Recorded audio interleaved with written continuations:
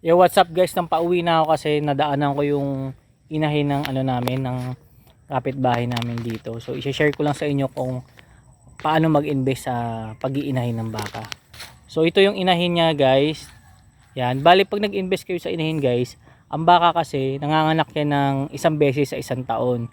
So pag meron kayong baka, tapos syempre aalagaan nyo muna yung inahin para lumaki. Tapos pag pwede na siyang naglalandi na siya, pwede siyang pakastahan, magbabahid kayo dun sa may barako, parang ang bayad ay 1,000 pesos yata. Tapos pag nabuntis siya, after 10 months yata, yun, manganganak na yung inahin nyo. Then after mga 3 months na pag-aalaga or 4 months, pwede nyo i-release yun. Mabibenta nyo na yun siya ng mga 30,000 above.